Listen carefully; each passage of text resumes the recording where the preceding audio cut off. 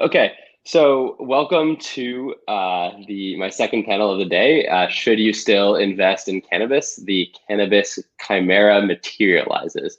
I'm here with Mitch Baruchowitz of of Merida Capital Partners, and he is going to give a little overview, and then we're going to launch into a live interview. So I will kick it over to Mitch now.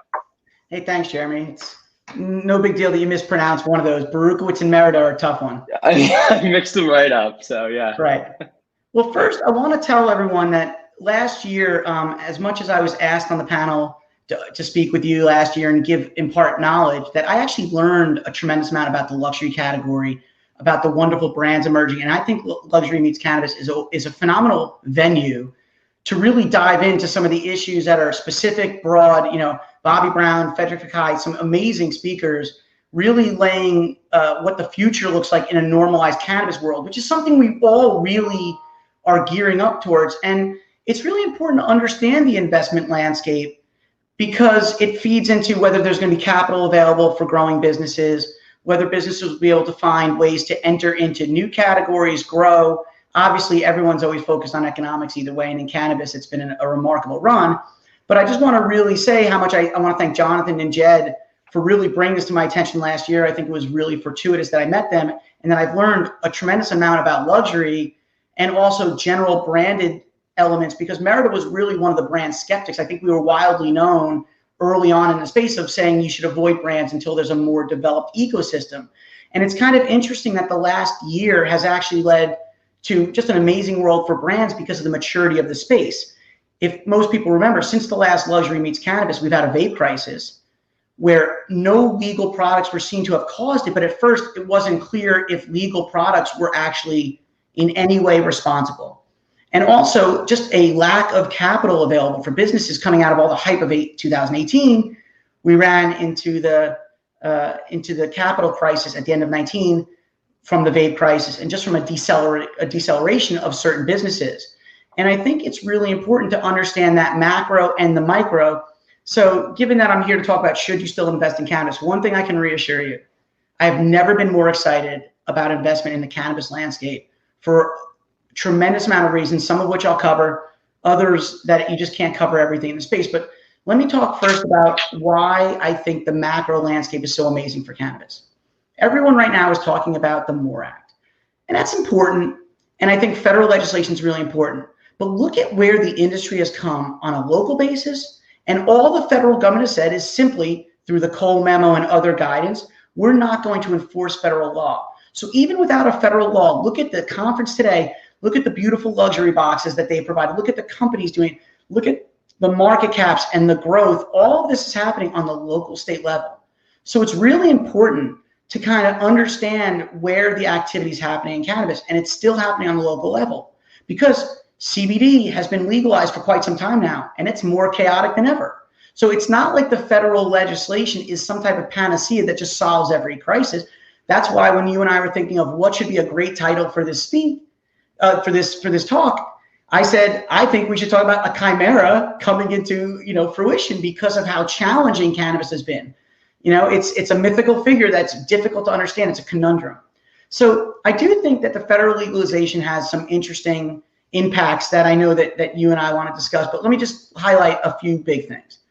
The first is there's clearly going to be a destigmatization of cannabis generally. We know that CBD has already largely destigmatized because of legalization, and we know that a lot of organizations, people, the whole mindset has changed around CBD since that legalization.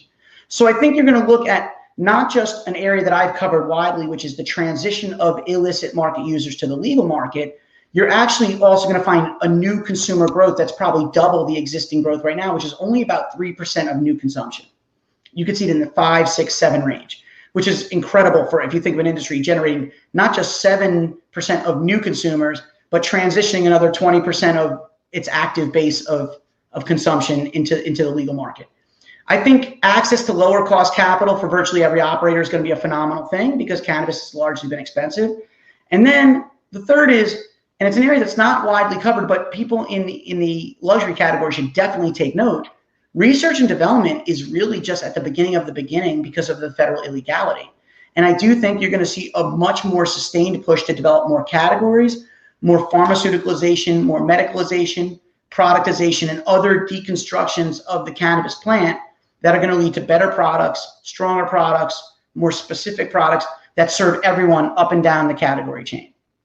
The last thing I'm just going to say is it's an area that we've covered widely, which is the thing to still focus on is the shift from illicit consumption or illegal consumption to legal consumption. That is easily the largest part of the cannabis space that is misunderstood or underexplored, that is driving virtually all of the growth of cannabis. And it's important because now, as we get to more usage in the legal market, the consumer is becoming key. And so as the consumer becomes key, the consumer demands things. And I think we spoke about this last year slightly.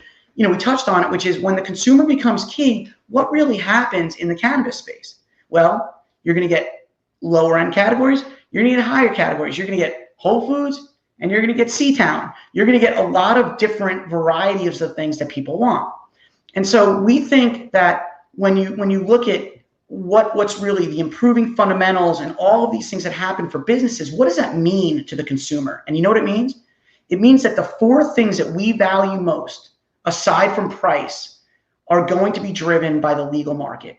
And this is called the consumer quartet. It's a Merida construct, but I think it works well, which is choice, access, quality, and safety, which we call the CACS system, right? When you have those 4 things and the prices are close to the price of the illicit market, within 20%, the transition goes on hyperspeed. If the price is too high, you're not going to see that transition happen quite the same. But I think because consumers are driving things now, because of this normalization, consumers are demanding luxury products, they're demanding edibles, they're demanding low dose. The consumer is driving something, and that's not what we saw in the first 5 to 6 years of early cannabis.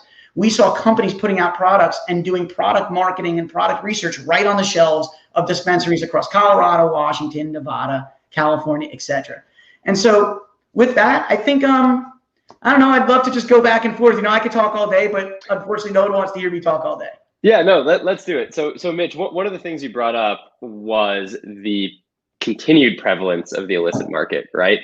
Consumers still decide to buy products on the illicit market, whether it's convenience, price point, or whatever the reason may be. Right. So Mitch, in your mind, you're an investor, how does this change? And with that, what types of products are consumers buying that may still better be served on the illicit market? Well, it's interesting. So I'm going to answer this in 2 ways, and I think it's going to touch on another area that I know everyone wants to hear about, which is how has COVID changed the landscape? Mm-hmm. So let me cover those together because I think they're actually intertwined in a way that maybe, people who don't live and die by this and have 20 people just constantly jamming information at them may not be able to see. So when you think of, there is no product in the illicit market that is better served than the legal market. It's simply not occurring anymore because of how much capital and investment and automation and stewardship. Early on, you had a very big divergence in quality, but now choice, access, quality, and safety are certainly better in the legal market because we've seen what we call the quote unquote supermarket sweep moment when an illicit market person who's never bought on the legal market steps into that dispensary for the first time in a Colorado, a Washington, and Nevada. It's like if we had a private camera on you, Jeremy, the first time you walked into Planet 13 in Nevada, who knows what was happening there, but I'm guessing a lot of products left the shelves, right? Big smile on my face. Yeah. Supermarket sweep, right? It's that moment at the end of supermarket sweep where you have a minute to fill your bucket with as much things as you can. That illicit market consumer is really surprised by the beauty of the packaging, some of the luxury products they see at the high end. The guys from Bebo spoke last year. You don't get that in the illicit market, right? You're talking about edibles that are microdosed to such precision levels that you can talk about onset and microdosing below 5 milligrams, things that you just aren't going to get the specificity of because of the capital that's now being invested in the legal market. And I want to tie it to COVID for a second, because COVID did one thing that I think is completely underappreciated in a very broad thing.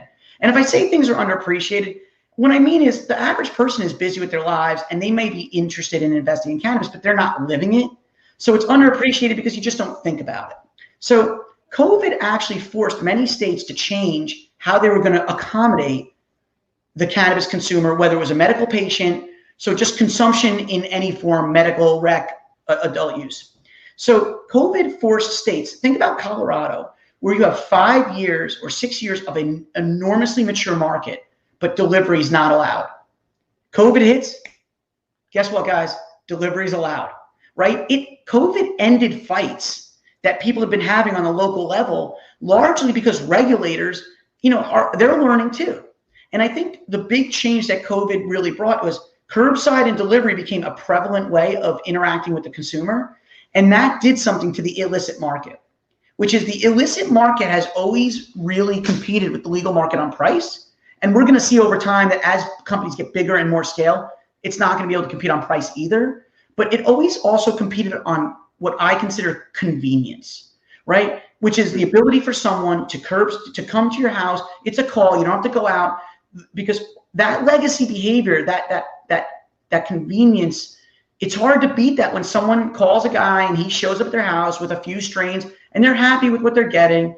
But now they could do curbside, they could do delivery. So the convenience that the illicit market, the way that it fulfilled people's needs, COVID ended fights that allowed the legal market to now provide that same legacy experience, but with all of those other things, the quality, the access, the safety, the labeling coming out of the vape crisis.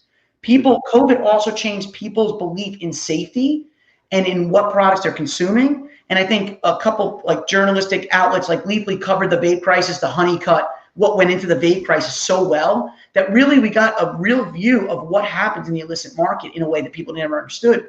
And the products, being able to look at a label and say, this is what I'm getting, I think really changed behavior, and people were willing to take that leap into the legal market. And now we're seeing that transition. And I bet you what you'll see over the next year or two is a huge uptick in the projected numbers that many people do, because they're going to say, you know what, we underestimated how quick this transition's happening and in what scale. And I think that's kind of my view on it. So it is a phenomenal time to be talking about investing in the space. Do you think that the essential designation that many cannabis dispensaries got throughout the pandemic had helped hone standards on the industry? Because A, this is now an essential business, but B, it's a sort of unregulated essential business. How can that sort of clarify thinking around product standards, around things like including, pesticides and heavy metals, for lack of a better term, right, into vapes?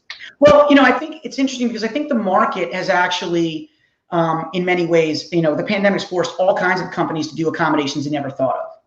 Whether it's how much volume, people sitting outside where people congregate, how they deal with people that are waiting around, curbside delivery or curbside pickup of virtually everything. I mean, you could pick up a Dick's, you can order sporting goods and get curbside. That never happened, right? But I think the essential designation, only one state actually very quickly designated its adult use dispensaries as essential, and that was Illinois, which was interesting. And Michigan had a little bit of an ambiguous oversight for a little bit. But I think the pandemic has made people much more thoughtful about how they treat their employees, about how they think of products. People were starting to shift. People don't want to smoke. They thought their lungs could be affected and make them more vulnerable. What we actually found out is that cigarette smokers are less vulnerable to COVID because they damage the pathways by which the hormones that help COVID move into the lower respiratory system, which is, too many ironies wrapped up in one for me to really get my head around in a half hour. But I do think the essential designations really exemplify two things that people should really know, because in the future, you're going to see this drive value. The first is that you really got a much more considerate and thoughtful view of cannabis as a business.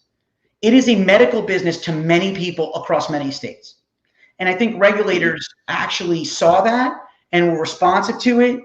And it really, in many cases, should give people a lot of comfort that when the federal government changes the laws, and they're going to change eventually no matter what, right? We used to say to people, like, when does it get legalized? We don't know about legalization, but there could be a descheduling, a decriminalization.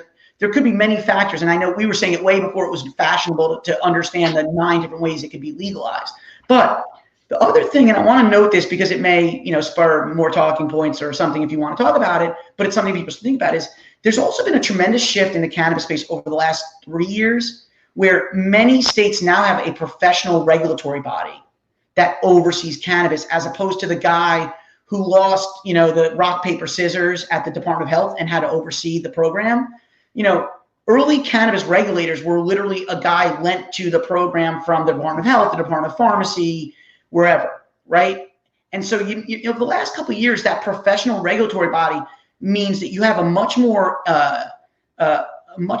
knowledgeable regulator who understands the industry a little better, who has relationships where he can get feedback. He can go to other professional regulators and ask them how they're dealing with their stuff. He can go to the NCIA, the MPP, the Drug Policy Allowance, the Last Prisoner Project. He can go to a variety of resources and get data, New Frontier Data, BDS, Headset. He can go to so many different places to get information on how he should look at his program or she should look at their program, right? Shilling Title in Massachusetts, a great example of a regulator who's been incredibly responsive to the needs of the industry on a daily basis. And I think that is a fundamental change that you may not have seen before COVID, but now it's front and center because the regulatory response to crisis was so good for the cannabis industry and for not disrupting the supply chain, that when it's not just enough to say this is what happened, we should also try to acknowledge the why so that we can extrapolate more value created decisions in what the future may look like.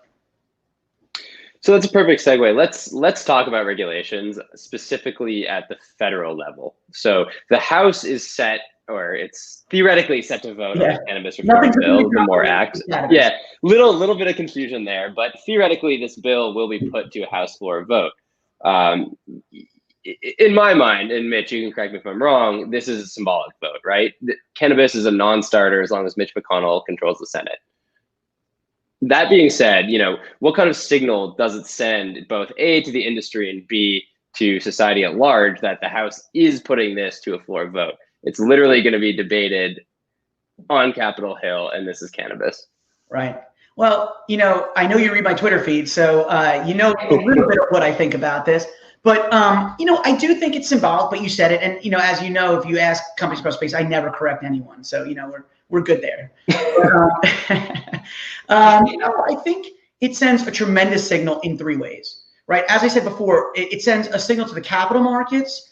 It sends an event, a sort of a inevitability signal.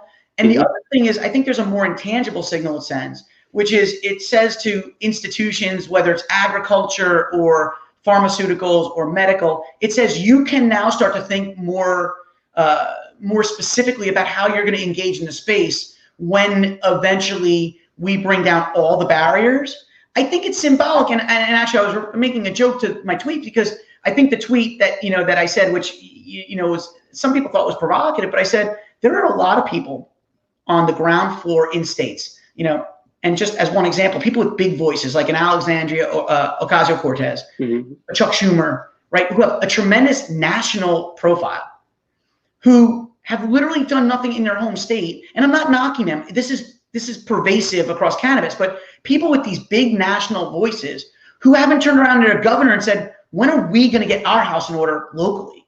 I understand that federal is, it's a big thing, and it's great for the sound bites, and it's great for the TVs and everything. But the truth is, if Chuck Schumer said, I'm going to sit down and work with Andrew Cuomo, right, Governor Andrew Cuomo, on a New York bill, I can't imagine that wouldn't have advanced the New York process better.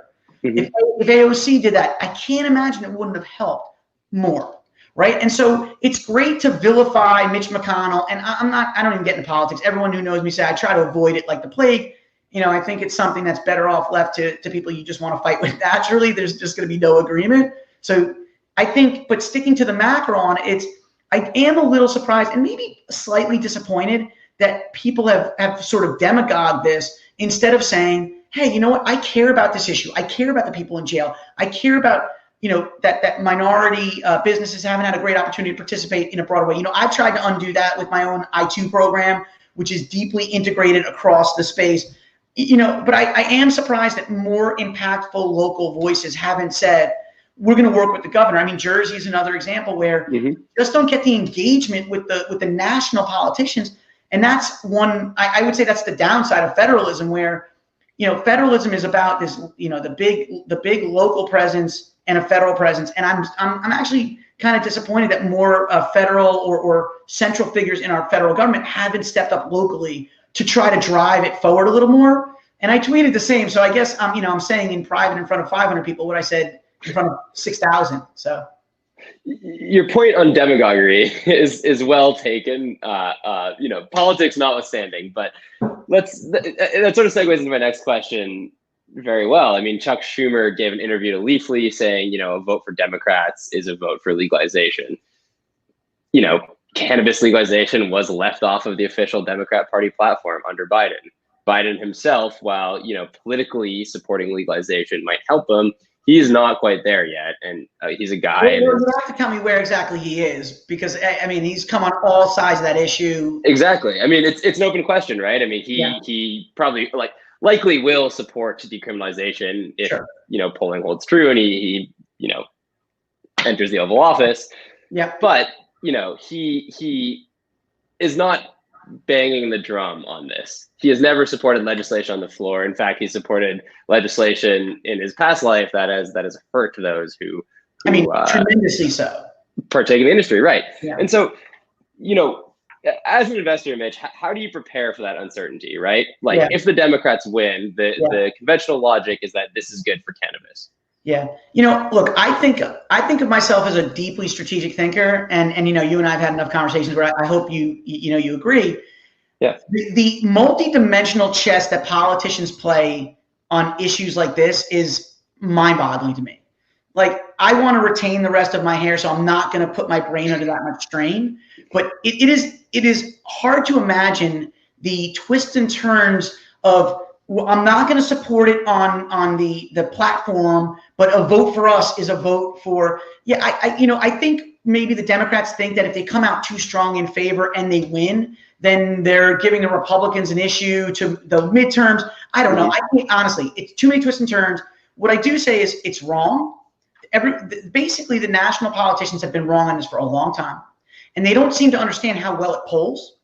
And so their calculations, this is one of those times where the right thing to do actually lines up with the political calculations in a way that doesn't make any sense why someone wouldn't get behind it. I mean, just talking about giving doctors more research and development so that they can have another arrow in their quiver. But as an investor, and I'm segueing into that, is I think that, what Merida's done is we really tried to invest in two types of businesses, and each one responsibly kind of is prepared for a world where the barriers are just lower. Right? We invest in businesses that either remove friction from other operators' businesses. Those would be like the ancillary companies like a GrowGen, a New Frontier Data, a Simplify as a compliance tool, a MainStem, which is a procurement tool that goes on people's desktops to get better products. Those are companies that remove friction are pretty easy to find in the ecosystem. And then we invest, secondly, in a much more difficult category, which is companies that don't have natural friction to their growth. And I think that's harder to find because you have to understand where the friction is. And I do think as an investor, if you're investing in a place where the friction is low, then when any federal barrier comes down, those companies are going to have a tremendous 2 to 3, 4 years while the federal state program kind of syncs up. And I really think that those companies are going to be wildly successful. And so it's much harder to find those. But I do think as an investor, you do want to kind of understand what are the things that can stop you when the federal legislation changes, so that when it removes, you actually understand if you're investing in the right place. I mean, if you're investing in a business that provides some friction removal, but the federal barriers coming down, like a pay system or something that is just normalized across 100 industries that probably do it better than just the specificity of cannabis, may not be a sustainable business model in a low barrier business. So we try to invest in these companies where we're really putting a deep thematic and specific lens on, does it actually do better or worse in a normalized, no legal friction, because the legal friction is the first thing that's going to go, right? And the capital friction. And so that's kind of our view on how we position for that. So let's talk about that capital friction. Obviously, last year, 2019, was really tough on cannabis across basically all the sectors. In the public markets, whatever index you want to take, right. They dropped up to 90%. In the private markets, a lot of startups after this, Series C, Series D rounds, they didn't have really much capital to tap. Mitch, in your view, I mean, how are things turning around now? And how are cannabis companies able to tap capital markets in maybe a more meaningful way now than this time last year? Yeah, I mean, like I said, from just the LMCC of last year to this year, and that was September. I remember you and I, it's been a year. It's crazy. It's September 20. Like we're almost a year. Time flies. I'm feeling old, but I think the capital markets have really started to look and say companies with defined profit pipelines, and you're seeing maturation of businesses. So the vintage of 18 was just too much loose money supporting businesses that just blew through that capital so quickly. And I think 19 was a return to sanity, and 20 has been this fine-tuned return to sanity, maturing businesses. It's actually a great ecosystem to invest in because you're looking at businesses with much more definability, much less aspirational qualities to them. The ability to actually give you, instead of like in 2018 when we got decks that talked about 2022 numbers as the first time of profit, we're getting companies that are like, I'm going to drop them next week. I mean, one of our portfolio companies, CB2, is a small ancillary company that has been profitable for a quarter and a half now. And so companies are coming out of that, uber difficult, friction heavy business, and now they're showing maturity. I mean, look at many of the public MSOs' growth is so stratospherically high that now you're understanding like what what the net margins are, and the numbers are staggering. I mean, name an industry where you can invest in a 30, 40%, year-over-year CAGR. And if you're in the right parts of that CAGR, you could be in the 60s, 70s, 80s. The luxury category is going to have a CAGR of over 100 for at least 2 to 3 years because it's so nascent. So, I mean, the capital markets are recognizing that, and you're seeing things get done again. I mean, for us, it was a great early 20 was kind of an interesting time to invest because right before COVID, it looked like things were starting to loosen up, and then COVID just tightened them up again. And I think through COVID, you really started to see some business models emerge, new models. MSOs are doing so much better. They've really shown better performance, more leanness. The SG&A has been sucked out. Obviously it's disappointing that so many people had to get laid off, but cannabis companies for 2 or 3 years, there was like no layoffs across an ecosystem that was hiring 20,000 people a month. And so that's just, you're just not gonna, you're not gonna have 20,000 rock stars in every place. And I think you're seeing better employees, that culling has really made it so that companies are really running incredibly strong. At least in our view, you're seeing this might be one of those windows where you have a 6 to 8 month window where the regulatory tailwinds, not headwinds, what I said there. The regulatory tailwinds haven't quite kicked in yet, but you're still seeing this massive growth just because of that transition from the illicit market. Yeah. We have just about 30 seconds left, so I'm going to try and sneak in one more question here. Mitch, in your mind, for growth stage cannabis startups, let's say they're not ready to go public, but they need to raise $100 million. Where is that pool of capital going to come from? You think 100 million is growth stage, or are you talking about every company combined in the entire space? I'm talking about every company combined. Okay, fine. Because 100 million doesn't sound like a growth stage startup to me. But, where's that capital going to come from? Well, this was the problem in 18, and here's what we're seeing in 20. That capital in 18 was coming from entrants who were just wildly excited about the space. Now it's coming from people who either are existing entrants like a Merida. There's a lot more vehicles out there. There's a lot of peers to Merida now. There's probably 20 or 30 funds that are probably doing a great job of collecting capital and being good stewards. But I think that capital is still going to come largely from pools of either high net worth or ultra high net worth. The one thing that we're seeing different is we've been approached by a lot of traditional institutional vehicles who want to partner and have us be the face of a co-investment or a JV. And I think that is where that's kind of, so that's not just loose, easy capital that just drives valuations. That's smart, tactical capital, so that 100 million can be worth 200 and 300 instead of the 100 being worth 20 like it was in 18. Exactly. So, great. Well, we got to leave it there. We've hit 3 o'clock. Mitch, I know you and I have a lot to discuss. We got through a third of all the stuff we want to talk about, but I appreciate your time and I appreciate your cogent thoughts on the industry, and thank you all for listening. Hey, thanks, Jeremy.